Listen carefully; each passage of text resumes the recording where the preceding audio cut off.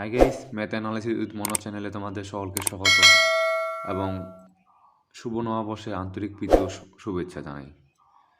তো বন্ধুরা, আমি এর আগের দিন কোষে দেখি 2-এর 1 নম্বরটা 14 নম্বর পর্যন্ত করেছিলাম। আজকে আমরা 15 থেকে করব। ঠিক আছে, 15 নম্বরটা দেখো কি বলছে। একটি তার সমবায় সমিতি যন্ত্রচালিত তাঁত ক্রয় করার সময় 15,000 টাকা ধার করেন এবং 5 বছর পর সেই ধার শোধ করতে সমিতিকে 22,125 টাকা দেওয়া হয় এবং ব্যাংকের শতকরা সুদের হার নির্ণয় করতে বলছে। তাহলে এখানে আমরা দেখো, আমাদের তো আসল দেওয়া আছে, তাই না? মূলধনটা দেওয়া আছে এবং সুদ আর আসল দেওয়া আছে, তাই তো। এখন আমি এই সুদ আসল থেকে যদি আসলটা বিয়োগ করি তাহলে আমরা সুদ পাচ্ছি। চলো করে নেওয়া যাক। এখানে পি দেওয়া আছে দেখো 15,000 টাকা, টি দেওয়া আছে 5 বছর সময়, ঠিক না? আর তো দেওয়া নেই, এটাই আমাকে বের করতে হবে। এবং আই সুদ যেটা সেটা দেওয়া আছে হচ্ছে সুদ আসল 125 মাইনাস 15,000 টাকা হলো। তাহলে আমার টোটাল দেওয়া আছে 1 2 5, এখানে 5 7, 7,125 টাকা আমার সুদ, তাই না? এখন আমার আর বের করতে হবে। দেখো আমাদের সূত্র কি জানি আমরা, I equal to PTR by 100। এখান থেকে আমরা আই এর মান বসাও 7 1 2 5, পি হচ্ছে তোমার 15,000, টি হচ্ছে তোমার 5 বছর, আর তো জানি না আমি, তাই না? বাই 100, এই 2 শূন্য 2 শূন্য কেটে দাও। তাহলে আমি পাচ্ছি ultimate R equal to 7 1 2 5 by 5 into 1 5 0। আচ্ছা, 5 দিয়ে যদি এটাকে কাটাকাটি করো তাহলে তোমরা পাচ্ছ কত? 5 কে 5, 4 5 20, 5 গুণা 10, 5 5 25, তাই তো। 5 কে 5, এখানে থাকলো হচ্ছে আমার 2 থাকলো, 2 আর 1 21 হয়, 4 5 20, আবার 1 থাকলো, 1 2 12 হয়, 5 গুণা 10, আবার 2 থাকলো, 2 5 25, 5 5 25, তাই তো। আবার যদি আমি 5 দিয়ে কাটি, এটা কত হচ্ছে দেখো, 5 গুণা 10, এখানে 4 আছে, 2 42, 5 8 40, 5 5 25, তাই তো। 5 দিয়ে কাটলে 30 এটা হয়। আচ্ছা, আরও 5 দিয়ে কাটলে দেখো 5 5 25, 26 7 28 3, 5 7 35, তাই তো। এখানে 10, তাহলে আর সমান সমান পাচ্ছি 57/10, তার মানে এটা 5.7%। তাহলে বার্ষিক সুদের হার কত দিয়েছিল ওরা? 5.7%, ঠিক আছে। আচ্ছা, দেখো 16 নম্বরটা এবার কী বলছে আসলাম চাচা কর্মক্ষেত্র থেকে অবসর নেওয়ার সময় 1,00,000 টাকা পেলেন। ওই টাকা কিছুটা ব্যাংকে এবং বাকিটা পোস্ট অফিসে জমা রাখেন এবং প্রতি বছর সুদ বাবদ মোট 5,400 টাকা পায় প্রতি বছর। মানে 2 জায়গার থেকেই পায়, তাই তো। 2 জায়গার থেকে যে মোট সুদটা হয় সেটাই হচ্ছে 5,700 টাকা। ব্যাংক ও পোস্ট অফিসের বার্ষিক সুদের হার বলে দিয়েছে ওরা 5% ও 6%। তবে তিনি কোথায় কত টাকা রেখেছিলেন? তাহলে আমরা ধরে নিই যে কোনো একটা জায়গায় ওরা X টাকা রেখেছিল, তাই তো। আমি ধরে নিলাম যে ব্যাংকে তিনি X টাকা রাখেন। তাহলে পোস্ট অফিসে কত রাখবে? পোস্ট অফিসে তাহলে পোস্ট অফিসে রাখেন 1,00,000, 1,00,000 মাইনাস X এত টাকা, তাই তো। আচ্ছা, তাহলে আমি প্রতিটা আলাদা আলাদা দুইটা কেস, তো একটা পোস্ট অফিস একটা ব্যাংক, দুইটার ক্ষেত্রেই আমি বের করে নিই আগে সুদটা কত হয়। আচ্ছা, দেখো ব্যাংকের ক্ষেত্রে PX, তাই তো। আর কত? আর বলে দিয়েছে দেখো, আর হচ্ছে ব্যাংকের ক্ষেত্রে 5%। আচ্ছা, আর টি হচ্ছে 1 বছর, কারণ 1 বছরের সুদ দেওয়া আছে না, তাহলে 1 বছরেরটাই বের করে নিই। 1 বছর আই তাহলে হচ্ছে PTR বাই 100, I1 সেটাকে ধরি ব্যাংকের সুদ থেকে। তাহলে আমরা পাচ্ছি আলটিমেট পি হচ্ছে X ইন্টু T1, আর হচ্ছে 5/100। তাহলে এটা আমি পাচ্ছি আলটিমেট 20 X/20 টাকা হলো। এটা একটা পেলাম, ঠিক আছে। আচ্ছা, পোস্ট অফিসের ক্ষেত্রে কী পাচ্ছি দেখো, পোস্ট অফিসের ক্ষেত্রে পি সমান সমান 1,00,000 মাইনাস এক্স, আর সমান সমান 6%, টি সমান সমান 1 বছর, তাই তো। তাহলে I2 এটাকে ধরি যদি, তাহলে পাচ্ছি PTR বাই 100। এখানে পি হচ্ছে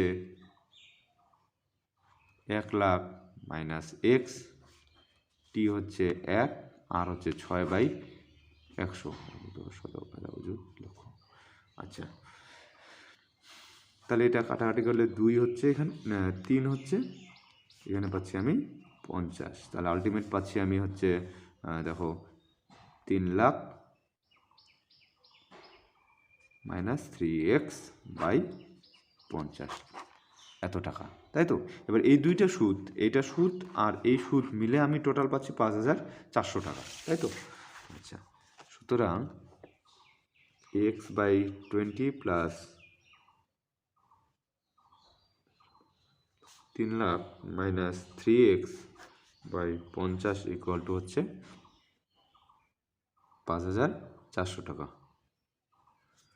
ওকে, এখান থেকে ক্যালকুলেশন করে 5 গুণে 100, ঠিক তো। আচ্ছা, এখানে 5 দিয়ে গুণ করবে 5x প্লাস এটা 2 দিয়ে গুণ করতে হবে 6 মাইনাস 6x, ঠিক তো, 5,400। তাহলে দেখো কত হচ্ছে, এটা যদি করা যায় ক্যালকুলেশন, তাহলে আমি পাচ্ছি 6,00,000 মাইনাস এক্স ইকুয়াল টু, এটা উপাশে গেলে গুণ, এই পাশে গেলে গুণ হয়ে যাচ্ছে, তাহলে পাচ্ছি 540000, তাই তো। এক্স ইকুয়াল টু আমি পাচ্ছি 6,00,000 মাইনাস 5,40,000, ঠিক তো। তার মানে হচ্ছে এক্স ইকুয়াল টু 60,000। 60,000 থেকে 54,000 বাদ দিলে তো তাই হয়, তাই তো। আচ্ছা, 60,000।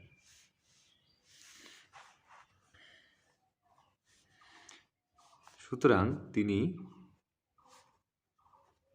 ব্যাংকে এত টাকা রাখেন এবং পোস্ট অফিসে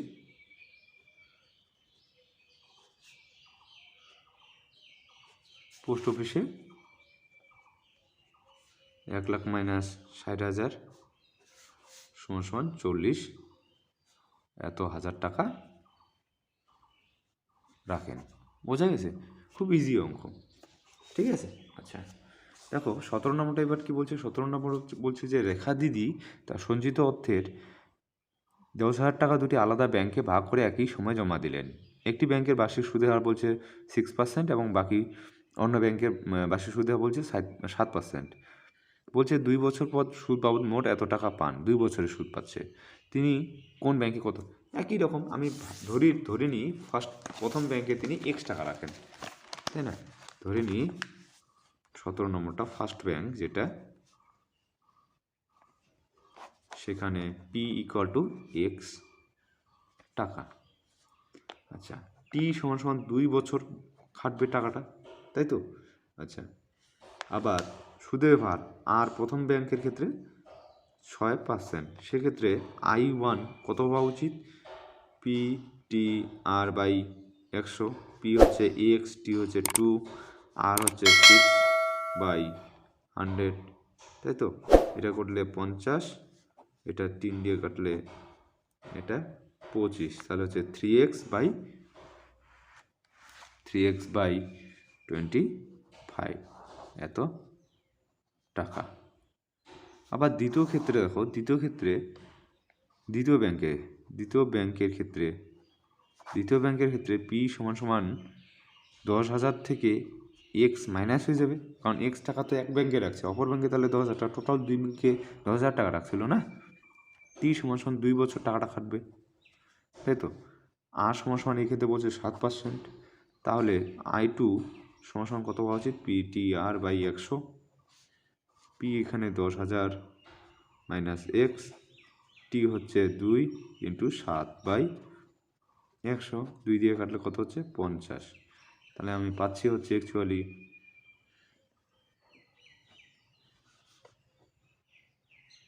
10,000 মাইনাস এক্স, না 7,000 মাইনাস 7x গুণ করে দিলে, তাই তো, বাই হচ্ছে 50, এত টাকা। এবার এই দুইটা টাকা টোটাল কত? এই দুইটা টাকা মিলে টোটাল হচ্ছে 12,080, তাই তো? যোগ করে দাও এটাকে, যোগ করে দাও, কী হয় দেখো, 3x/25 প্লাস 70,000, তাই তো? 70,000 মাইনাস 7x/50 ইকুয়াল টু 12,080, ঠিক তো? তাহলে এখানে আবার ক্যালকুলেশন করো, তাহলে আমি ক্যালকুলেশনে পাচ্ছি 50, এখানে পাচ্ছি 6x plus 70,000 minus 7x equal to 1280। এটা কত পাচ্ছি দেখো, 70,000 মাইনাস এক্স 6x আর মাইনাস 7x করলে তো মাইনাস এক্স হয়। এটা বজ্রগুণন করলে দেখো কত হয়, 5 8 40 0, হাতে 4, 5 2 10, 4 14, 5 4 5, 1 6, এখানে 2টা শূন্য, তাই তো? এটা যদি বিয়োগ করি তাহলে কত হচ্ছে দেখো, এক্স ইকুয়াল টু 7,000 মাইনাস 6,4,0,0, তাহলে আমি পাচ্ছি 6,000 টাকা, তাই তো? আচ্ছা, তিনি এক ব্যাংকে যদি 6,000 রাখেন, তাহলে অপর ব্যাংকে কত রাখেন? অপর ব্যাংকে রাখেন হচ্ছে, তাহলে তিনি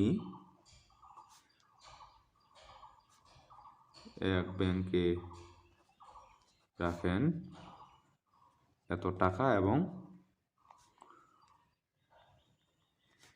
অপর ব্যাংকে রাখেন 10,000 মাইনাস 6,000, তার মানে 4,000 টাকা। বোঝা গেছে? এর আগের অঙ্কটা এটা একদম সেম অঙ্ক ছিল, ঠিক আছে? আচ্ছা, দেখো এবার 18 নম্বরটা বলছে, কোনো ব্যাংক বার্ষিক 5% হারে সুদ দেয়। ওই ব্যাংকে দীপুবাবু বছরে প্রথমে 1,500 টাকা 15,000 টাকা জমা দেওয়ার 3 মাস পরে বলছে যে 3,000 টাকা তুলে নিলেন। সেই টাকাটা তুলে নেওয়ার 3 মাস পরে আবার তিনি 8,000 টাকা জমা দিলেন। বছরের শেষে দীপুবাবু সুদে আসলে কত টাকা পাবেন নির্ণয় করে দেখি, তাই তো? তাহলে এখানে আমাকে স্টেপ বাই স্টেপ, এখানে দেখো একটা বছরকে ওরা 3টা ভাগে ভাগ করে নিয়েছে। প্রথমে 15,000 টাকা যখন দিল তখন তার 3 মাস পরে 3,000 টাকা তুলে নিল। তাহলে ওই 3 মাসে ওই 15,000 টাকা সুদ কত হচ্ছে সেটা আমার বার করি, তারপরে আসল কত হচ্ছে, তারপরে সুদ পাবো। তাহলে আলটিমেট ব্যাপারটা হচ্ছে গিয়ে আমার এটা দেখো, এখানে যদি 15,000 টাকা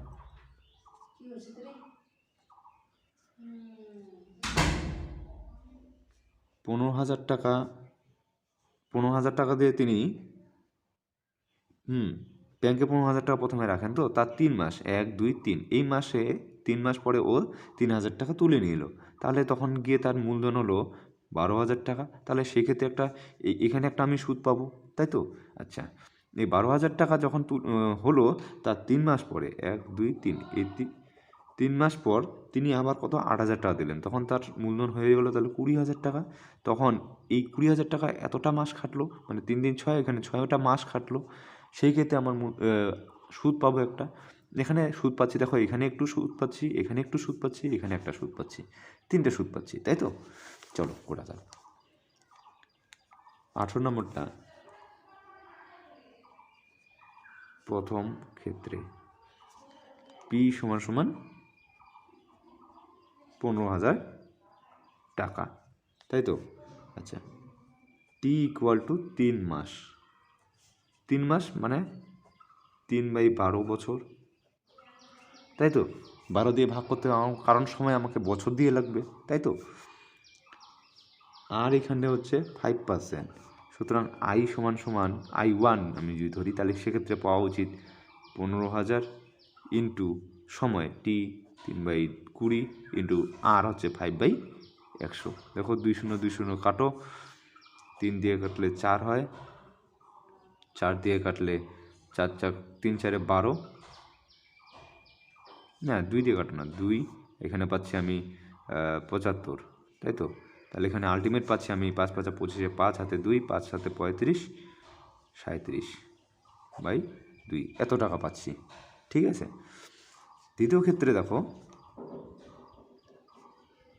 সেকেন্ড কেসে আমি পাচ্ছি পি সমান সমান কত, 15,000 টাকা ছিল আগে, ও তারপর 3,000 টাকা তুলে নিল, তাহলে আমার গিয়ে টোটাল টাকা হলো 12,000 টাকা। তাই তো? আচ্ছা, আর তো 5%ই আছে। আবার এই টাকাটা টি সমান 3 মাস খাটলো, মানে হচ্ছে 3/12 = 1/4 বছর খাটলো টাকাটা। সেক্ষেত্রে I2 সমান কত হওয়া উচিত? সেক্ষেত্রে I2 সমান দেখো PTR/100।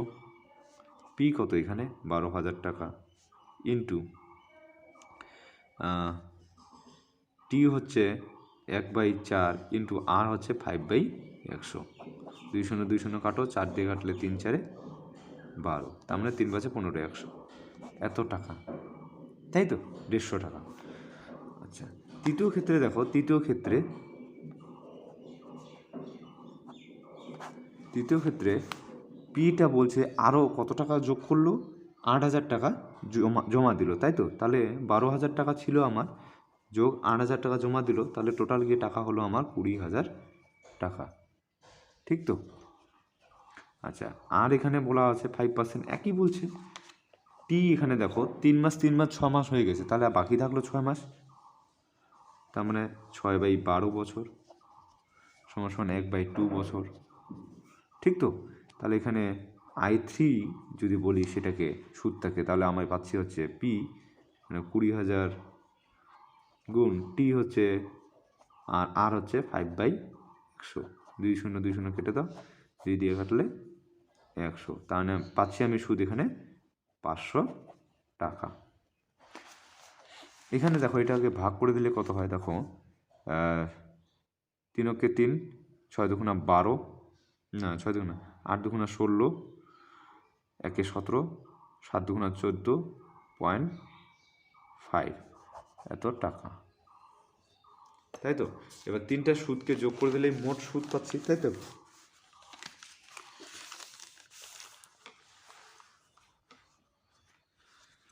এখন মোট সুদ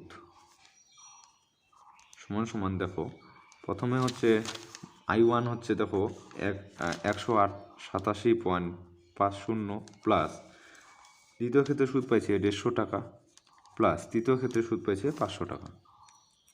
তাহলে টোটাল সুদ দিয়ে আমার দাঁড়াচ্ছে, টোটাল সুদ হচ্ছে আমার দেখো কত পাচ্ছি, 0.50, তো 0-র জন্য 007, 05, 5 8 13, 3 হাতে 1, 5 6 7 1 8, এত টাকা সুদ পাচ্ছে, তাই তো?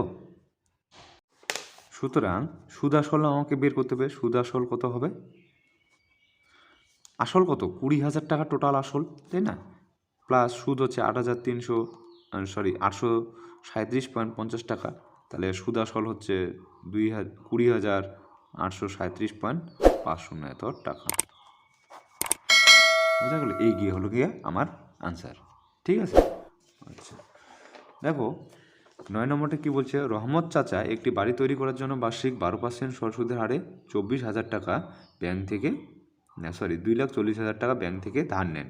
ধার নেওয়ার 1 বছর পর তিনি বাড়িটি প্রতি মাসে 5,200 টাকা ভাড়া দেন। ধার নেওয়ার কত বছর পরে তিনি বাড়ি ভাড়ার আয় থেকে ব্যাংকের টাকা সুদসহ জমা করবেন?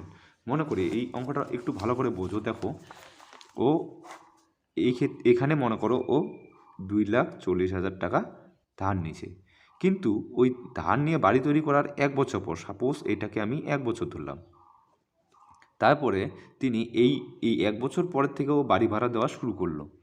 মনে করি টি সময় পরে গিয়ে ওর যে বাড়ি ভাড়ার যে টাকাটা উঠবে সেই টাকা দিয়ে ও এই লোনটাকে বা এই যে ধারটা করছে ব্যাংক থেকে সেটাকে শোধ করবে। তাহলে সেখানে প্রতি বছর ও টাকা নিচ্ছে কত? 5,200 টাকা ইন্টু 12, তাহলে এটা হচ্ছে তার মান্থলি ওই বাড়ি ভাড়া কত টাকা উঠছে, মান্থলি মানে ইয়ারলি, বছরে কত টাকা উঠছে, মাসে তো 5,200 টাকা হয়, তাহলে 12 মাসে কত হবে সেটাই বছরের টাকা হচ্ছে। এবার এই টাকাটা মনে করো আমি ধরে নিলাম যে টোটাল ওই সুদ নেওয়ার x বছর পরে ও শোধ করবে। তাহলে 1 বছর তো সুদ নেয়নি, 1 বছর তো কোনো বাড়ি ভাড়া নেয়নি, তাই না? 1 বছরে বাড়ি ভাড়া না নিলে তাহলে এই বাড়ি ভাড়ার টাকাটা কতদিন পাচ্ছে? x-1 বছর। এই সময়টা যে টাকাটা উঠছে সেই টাকা দিয়ে সুদ আসল ও এই টাকাটাকে শোধ করছে, তাই তো? তার মানে x-1 বছরের সুদ বের করে সুদ আসল যা হবে সুদ বের করো প্রথমে, ঠিক আছে? সেটা কত হয় সেটা আমরা আগে দেখি।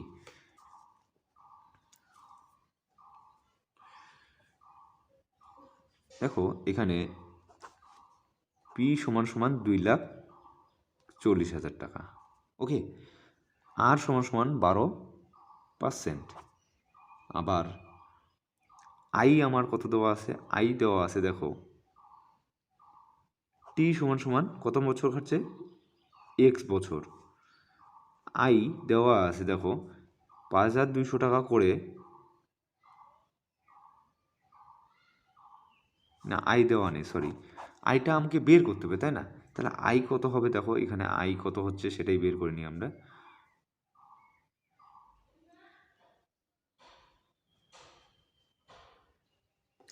দেখো এখানে আই তাহলে আমার কত পাচ্ছি? আই সমান সমান পি টি আর বাই 100 পাচ্ছি। এখানে পি কত দেওয়া আছে দেখো 2,40,000 ইন্টু টি কত দেওয়া আছে? টি হচ্ছে এক্স বছর এবং আর হচ্ছে 12%, তাই তো? 12/100। তাহলে আমি পাচ্ছি টোটাল, এটাকে গুণ করো 24 আর 12 গুণ করলে দেখো 4 12 48, 8 হাতে 4, 12 24, 25 26 7 28, তাহলে 2,88,00 এত এক্স, আমি এটা সুদ পাচ্ছি, তাই তো? এবার দেখো শর্তানুসারে আমরা কি লিখতে পারি? শর্তানুসারে সুদ আসলটা কত হবে? দেখো সুদ প্লাস আসল কত? 2,40,000, তাই তো?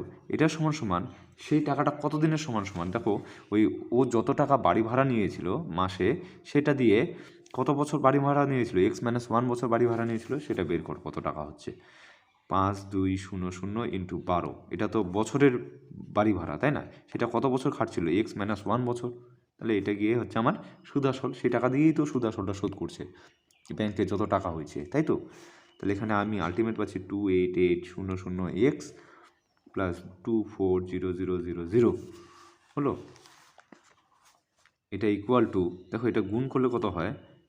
12 52 দিয়ে গুণ করলে 12×2 = 4 হাতে 2, 5 12 60 62, 624,00 ইন্টু x-1, তাহলে পাচ্ছি 2,88,00 এক্স প্লাস 24,0000।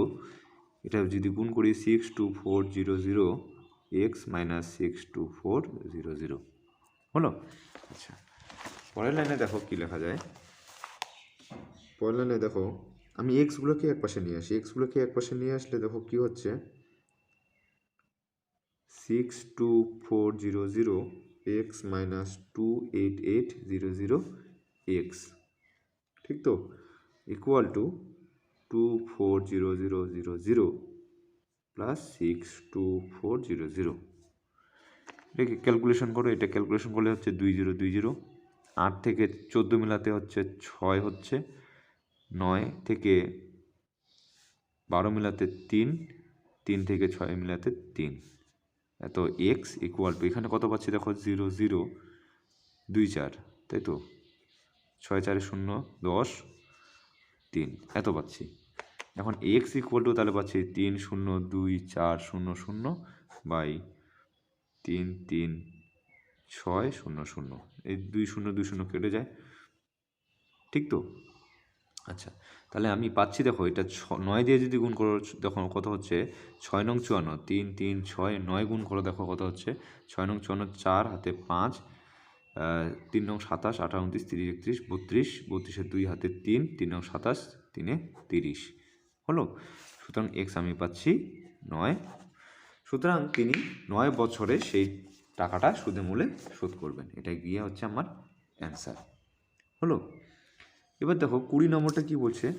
বলছে রথিনবাবু তার 2 মেয়েকে প্রত্যেকের জন্য ব্যাংকে এমনভাবে টাকা রাখেন যাতে প্রত্যেক মেয়ের বয়স যখন 18 বছর হবে তখন প্রত্যেক মেয়ে 1,20,000 করে টাকা পাবে, তাই না? বার্ষিক সুদের হার বলছে 10% এবং মেয়ের বর্তমান বয়স তখন 13 বছর আর 18 বছর। প্রত্যেক মেয়ের জন্য তিনি কত টাকা ব্যাংকে রেখেছিলেন হিসাব করে দেখি। আমি ধরে নিই প্রথম ব্যাংকের জন্য, আমি ধরে নিই ফার্স্ট মে, প্রথম মেয়ের জন্য তিনি ব্যাংকে এক্স টাকা রেখেছিল। অসুবিধা আছে? অসুবিধা তো নেই, এক্স টাকা রাখতেই পারে, তাই তো? এক্স টাকা রাখছে। আচ্ছা, এখন টি সমান সমান কত, টি সমান সমান দেখো মেয়ের বয়স যখন 18 বছর হবে তখন টাকাটা পাবে না। বর্তমান মেয়ের বয়স কত আছে, 13 বছর, তাহলে 18 মাইনাস 13 করো, তাহলে এটা পাচ্ছি 5 বছর টাকাটা খাটবে, তাই তো। আবার আর বলছে দেখো 10%।